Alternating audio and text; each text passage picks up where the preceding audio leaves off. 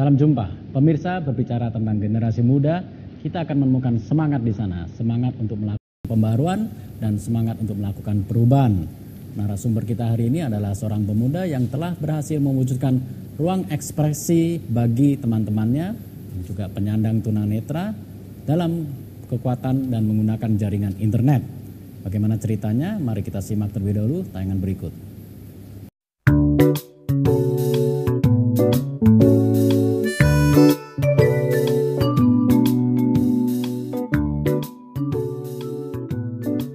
Internet, sahabat semua orang. Pengguna internet datang dari berbagai kalangan. Tidak terkecuali penyandang disabilitas. Sebuah situs bernama Kartunet.com hadir menjadi sarana publikasi karya-karya para penyandang disabilitas. Seperti namanya, Kartunet yang berarti karya tunanetra, didirikan sebagai wadah pengembangan minat dan bakat para penyandang disabilitas di bidang penulisan, seni, dan teknologi. Pendirinya adalah sekelompok pemuda tunanetra yang tercetus untuk mendirikan situs buatan kaum penyandang disabilitas sebagai bentuk unjuk kemampuan mereka menguasai teknologi komputer dan internet. Namun, berfokus kepada manfaat, Kartunet kemudian berkembang menjadi situs informasi dan forum diskusi seputar disabilitas. Kehadiran situs Kartunet.com sebagai media publikasi memberikan pandangan baru di masyarakat bahwa penyandang disabilitas pun dapat berdaya dan diakui sebagai keberagaman masyarakat. Pemirsa, saat ini telah hadir bersama kita Dimas Prasetyo Muharam, salah seorang perintis dari Kartunet atau Karya Tunanetra. Selamat datang Dimas. Selamat datang, Pak. Apa kabar Dimas? Alhamdulillah baik. Baik. Ini bagaimana ceritanya Dimas ini tertarik dengan internet, belajar internetnya gimana nih?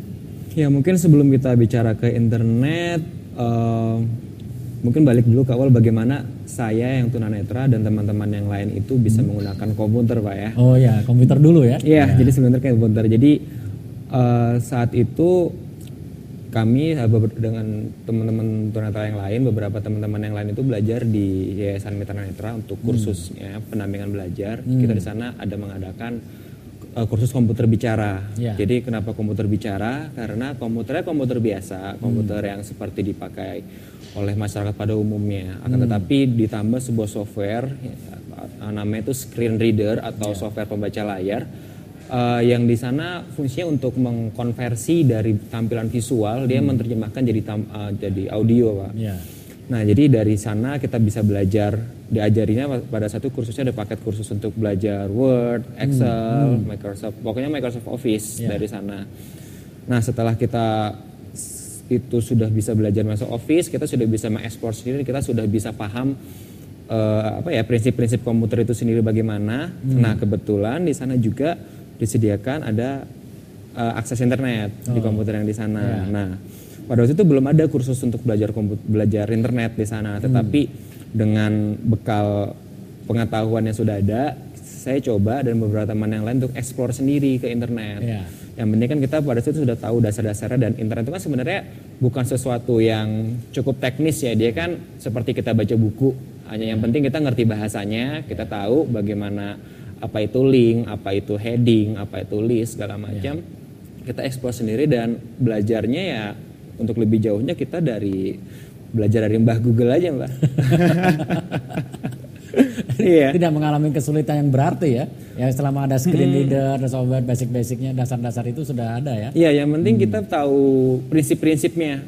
Kalau misalnya kita hanya menghafal teknisnya, seperti misalnya habis tekan ini, kita nggak akan bisa berkembang. Tapi yang penting kita tahu prinsipnya, bahwa untuk navigasi seperti ini, dan yang penting kita ngerti bahasanya di sana.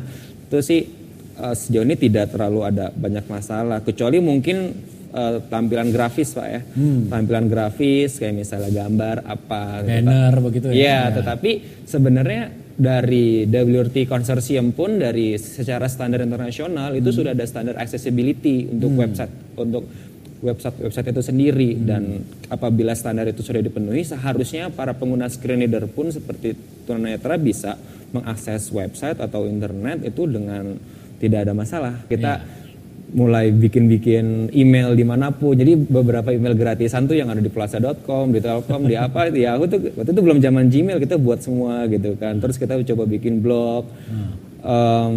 Blog cuma dibikin terus diisi first posting doang, terus setelahnya udah tinggal bikin tempat lain lagi gitu kan.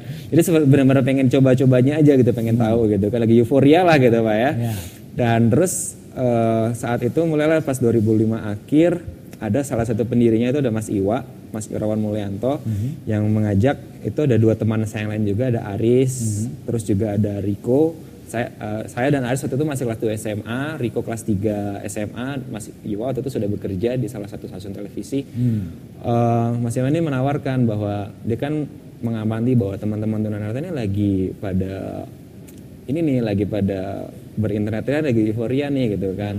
Terus saya mengajak membuat wacana bagaimana kalau kita membuat sebuah media itu yang di internet yang bisa diakses oleh semua orang kapan saja, di mana saja, yang itu bisa menunjukkan bahwa tunanetra itu juga bisa membuat sesuatu loh, yang juga bisa membuat sesuatu, bisa membuat karya yang mungkin sejauh ini pada saat itu, mungkin sampai saat ini juga gitu, masih dianggap mustahil oleh masyarakat pada umumnya.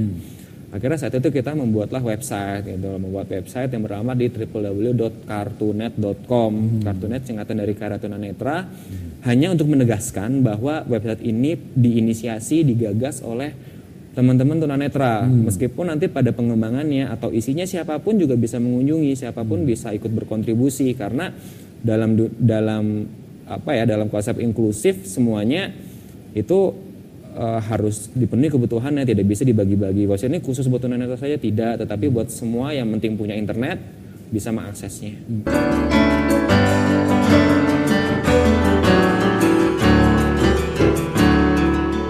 Isinya apa saja pada waktu pertama kali? Pada saat itu isinya hanya sebatas untuk penyaluran hobi kita masing-masing sih. Jadi dari hobi khususnya dari kita bertiga gitu kan, dari saya, Aris sama Riko gitu kan. Saya, Riko gitu kan suka nulis gitu kan. Akhirnya ya udah kita sediakan rubrik-rubrik untuk menampung cerpen, puisi, cerita lucu, esai seperti itu. Beberapa ada tulisan dari kami, tapi beberapa juga ada tulisan dari kontribusi dari masyarakat luar.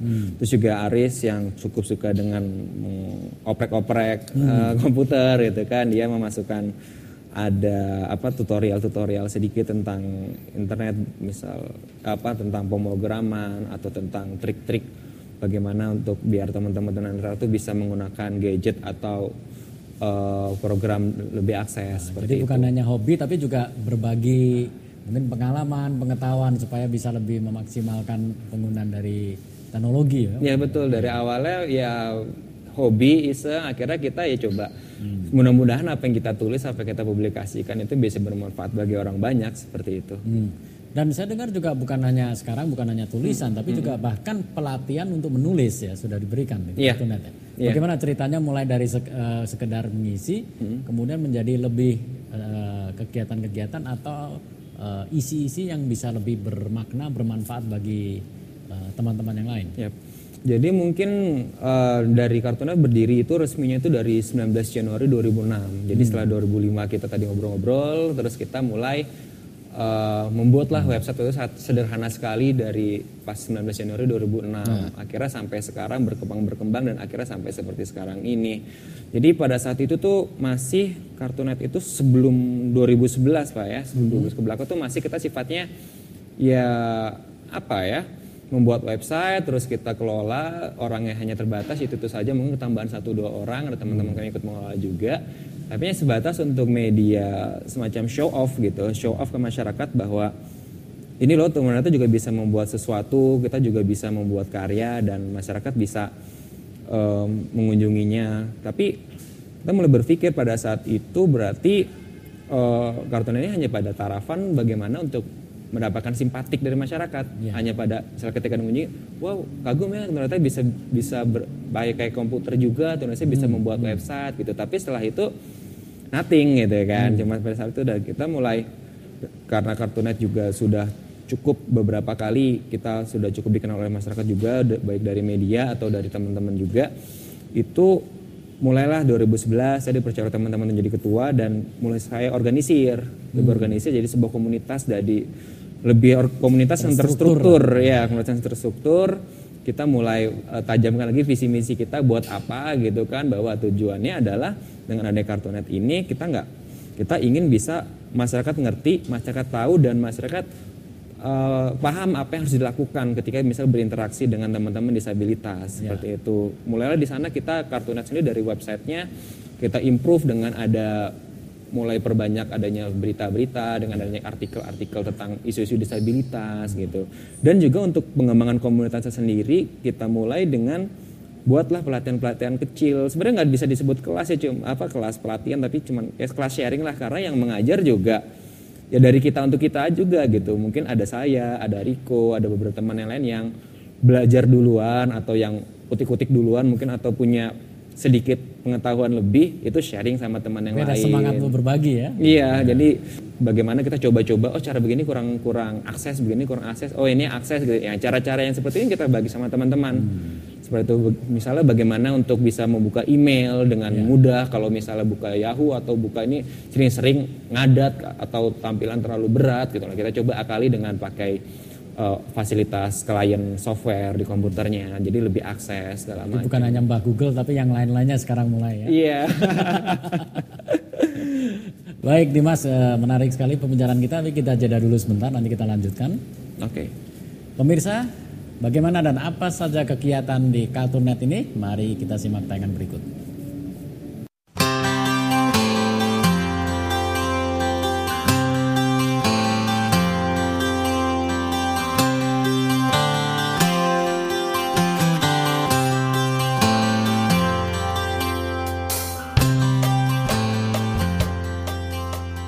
Berkunjung ke markas besar Kartunet.com di wilayah Jagakarsa, Jakarta Selatan, disinilah pusat kegiatan situs Kartunet.com. Sekretariat ini dijuluki Spirit Home oleh para pengelolanya. Tidak heran berbagai aktivitas kegiatan untuk memajukan kemampuan kaum disabilitas berlangsung di tempat ini.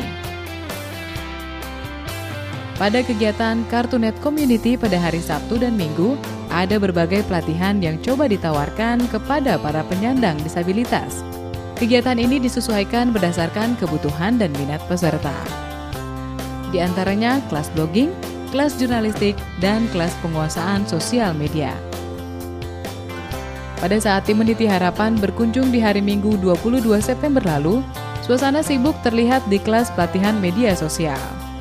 Meskipun yang hadir hanya 2 peserta, namun mereka terlihat sangat serius mendengarkan pengarahan dari Dimas yang bertugas melakukan bimbingan pada hari itu. Peserta belajar dari pemanfaatan email dan pengenalan aplikasi yang ada di media sosial. Sarana buat kita main-main, kumpul-kumpul bareng, sharing. Kita juga pengen Kartunet itu jadi media pembelajaran juga buat teman-teman, dan kita sekarang udah bikin ada beberapa kelas yang kita kelola sendiri, dan tenaga pengajarnya teman-teman kita sendiri dan kita sendiri. Itu ada salah satunya ada sosial media, kemudian blogging, kemudian ada tulis menulis, ada juga kayak jurnalistik dan lain sebagainya gitu. Cuman kalau di media sosial, di internet, kita punya kebebasan lebih gitu, buat mengungkapkan pendapat, buat mencari rekanan, habis itu buat buat sharing, habis itu buat dan lain sebagainya lah, sama-sama kayak teman-teman yang lain gitu secara umum. Pas ada penawaran, kebetulan saya minat, jadi saya langsung ikutan kelas ini. Karena memang pengennya ada rencana pengusaha online, jadi disitulah aku cari manfaatnya di situ. Kalau kita bisa kan mengoperasikan dengan baik, gitu pasti kita insya Allah bisa. Skype yang untuk for mobile, terus ada banyak sih yang saya suka download juga dari websitenya Kartunet. Mereka suka provide link yang akses buat tunanetra. Dan saya rasa sosial media itu sekarang sangat penting sekali untuk kita membangun image, khususnya untuk penyandang disabilitas ya, dan image dari organisasi. Keterbatasan fisik tidak dapat membatasi kreativitas. Dengan memanfaatkan media internet, penyandang disabilitas dapat mengakses informasi, pendidikan, dan mengatasi masalah ekonomi. Dimas, kita lihat bahwa ternyata ada ya katakanlah ya berbagi tapi sebenarnya seperti pelatihan gitu ya, dan semangatnya bagus untuk mengikuti pelatihan seperti ini. Bisa gambarkan atau mengapa sampai bisa timbul semangat untuk berbagi dan saling belajar di antara sesama pengguna Kartunet ini? Iya, mungkin saya mungkin ambil dari pengalaman pribadi saya. Mungkin teman-teman yang di Kartunet juga kurang lebih hampir sama gitu. Seperti misalnya saya kan alhamdulillah mendapat pendidikan yang cukup, terus bisa mendapat keberuntungan bisa kuliah di UI juga, di salah satu universitas yang baik di Indonesia gitu. Dan saya menyadari bahwa semua sebanyak itu keberuntungan yang saya dapat itu tidak bisa hanya untuk saya sendiri. Karena saya juga merasakan bagaimana sulitnya atau bagaimana hambatan-hambatan yang dihadapi oleh seorang dengan disabilitas gitu kan, dengan semua teknologi, dengan semua dengan semua kemudahan yang ada di kota seperti Jakarta ini aja masih ada saja hambatannya yang bisa diterima gitu kan. Apalagi tentang masalah diskriminasi segala macam, dan kita tidak bisa hanya untuk diri kita sendiri, kita juga harus punya kepedulian terhadap teman-teman kita yang lain, terutama apalagi mereka yang ada di daerah-daerah sana. Dan dari sanalah semangat itu timbul gitu Pak. Jadi berbagilah apa yang kita punya, ilmu apa yang kita punya, kita cobalah berbagi kepada teman-teman yang mungkin juga ingin belajar, teman-teman yang juga ingin mengembangkan dirinya. Jadi dari sana kita buatlah kelas-kelas itu bagi teman-teman yang ingin mengubah nasib, bagi teman-teman yang ingin belajar sesuatu yang mungkin selama ini belum dijamah peluangnya, tetapi kami yakin dengan misalnya kita belajar nulis, kita belajar sosial media, kita belajar blogging, belajar internet, itu bisa membuka ke banyak peluang-peluang untuk masa depan yang berikutnya gitu. Mengapa menurut Dimas penting bagi penyandang tunanetra seperti Dimas dan teman-teman itu untuk selalu mengingatkan diri sendiri dan juga teman-teman yang lain untuk bukan pihak yang mungkin lebih bahagia kalau dibantu, tapi juga lebih bagus lagi bisa berkontribusi. Ya. Karena itu menurut jadi salah satu cara untuk bisa removing mental block ya. Jadi sejauh ini kan stigma yang ada di masyarakat adalah penyandang disabilitas itu kan adalah seseorang yang lemah, harus dibantu secara secara harfiah ya, dan harus kadang-kadang jadinya termarginalkan, dan akhirnya dari stigma itu juga bagi teman-teman disabilitas dengan disabilitas sendiri berpikiran bahwa saya kan memiliki keterbatasan, jadi saya buat apa sih belajar? Jadi membentuk mindset yang pola demikian ya. Iya, jadi seperti itu, jadi buat berpikir bahwa saya ngapain sih untuk belajar berusaha belajar nulis, belajar ini kan susah gitu kan. Ngapain kalau nanti ke depannya saya juga paling ujung-ujungnya jadi tukang pijet atau jadi pemusik gitu kan. Tetapi kita coba buka bahwa dengan belajar bidang-bidang yang lain ini adalah bisa untuk jadi salah satu peluang gitu kan bagi teman-teman di bidang-bidang yang lain gitu loh. Untuk bisa setara lah dengan masyarakat pada umumnya. Jadi mengapa juga di situ moto kami adalah mengatasi keterbatasan tanpa batas, bahwa sebenarnya satu hal yang bisa membuat kita termarginalkan adalah keterbatasan itu, dan apabila keterbatasan itu sudah bisa diatasi dan salah satu dengan perantara teknologi informasi, kita yakin kita juga bisa ikut berkontribusi dalam masyarakat.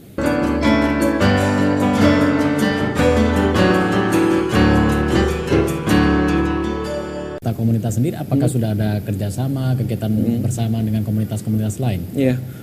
Kami sih beberapa kali pernah bekerja sama juga ya dengan beberapa komunitas lain. Salah satunya itu kita juga pernah ikut acaranya komunitas akademi berbagi juga. Waktu itu pernah ikut beberapa kelasnya, kelas jurnalistik, kelas radio juga gitu kan. Jadi kita ikut pas ada kelas itu kita request sama pengelolanya Mbak Ainun, kita coba request ada kelas ini dan diadakan, dan kita ikut kelas itu belajar bareng di sana. Terus juga pernah juga ikut biasa acara-acara blogger gitu sih, seperti waktu itu dengan blogger detik. Kita juga pernah ikut juga acara yang pesta blogger seperti itu. Jadi kebanyakan juga dengan komunitas-komunitas yang basicnya online. Jadi kenapa sih kita pengen ikut komunitas acara eksternal adalah pertama biar teman-teman disabilitas nggak hanya terbatas pergaulannya atau lingkungannya di teman-teman disabilitas saja. Kita juga ingin buat teman-teman keluar, dan dengan keluar itu masyarakat luar juga bisa langsung tahu, bisa langsung melihat bahwa oh ternyata mereka bisa beraktivitas itu seperti teman-teman pada biasa saja gitu kan. Mereka melakukan itu seperti teman-teman pada umumnya. Pada ke dalam, tapi juga sudah mulai lebih terbuka ya. Iya. Ya. Kalau misalnya ada pemirsa di sana yang ingin misalnya bergabung atau berkontribusi atau sekedar kontak dengan Kartunet ini, bagaimana cara yang paling efisien? Iya. Jadi bisa buat siapa saja, buat bagi teman-teman yang dengan disabilitas atau yang tidak. Buat teman-teman disabilitas kita ada pelatihan rutin setiap weekend, Sabtu Minggu, karena yang mengajar juga kami juga yang punya kegiatan sendiri pas saat weekdays. Jadi ada pelatihan sosial media, ada pelatihan menulis, ada pelatihan blogging, ada jurnalistik juga. Itu bisa datang ke sekretariat kami di namanya Kartunet Spirit Home, itu di Jalan Pepaya 5 nomor 60 Jagakarsa, Jakarta Selatan, dekat Ragunan posisinya. Atau juga bagi masyarakat umum yang ingin menjadi relawan atau ingin sekedar tahu atau ingin bersosialisasi dengan teman-teman di Kartunet, dengan teman-teman disabilitas, bisa datang juga ke tempat kami. Kita bisa berbagi semangat di sana. Kita bisa mencari inspirasi, berbagi inspirasi untuk bisa bersama-sama mewujudkan masyarakat inklusif. Atau melalui online juga bisa di website kami di www.kartunet.com atau di Twitter ya. Sini lagi di Twitter nih. Jangan lupa di-follow di @kartunet. Iya. Yes. Harapan Dimas ke depan bagi komunitas Kartunet ini? Harapan kita ingin Kartunet ini semakin dapat memberikan manfaat ya bagi teman-teman. Kami sadar bahwa sejauh ini mungkin dari apa yang kami lakukan ini masih banyaklah beberapa yang belum bisa mengakomodasi kebutuhan dari teman-teman, tetapi kita tetap berusaha terus. Kita ingin Kartunet ini semakin bisa mewadahi apapun minat dan bakat teman-teman. Kita ingin bisa terus mengadakan kelas-kelas ini, kita ingin bisa terus mengadakan kelas-kelas pelatihan sampai betul-betul teman-teman ini memiliki skill-skill. Kami ingin bisa di Kartunet ini berkumpul orang-orang yang punya semangat tinggi, punya determinasi tinggi, dan punya keahlian masing-masing, sehingga nanti ke depannya dari Kartunet ini bisa lahir orang-orang, teman-teman meskipun memiliki keterbatasan, semuanya bisa berkontribusi di bidangnya masing-masing untuk masyarakat untuk negara kita ini. Seperti itu. Baik, Dimas, terima kasih banyak atas waktunya. Mudah-mudahan Kartunet bisa maju dan Amin. Sukses terus ya. Ya. Pemirsa, demikian perbincangan kita. Mudah-mudahan apa yang kita perbincangkan hari ini bisa menginspirasi Anda untuk dalam keterbatasan mengatasi dengan tanpa batas. Sampai jumpa.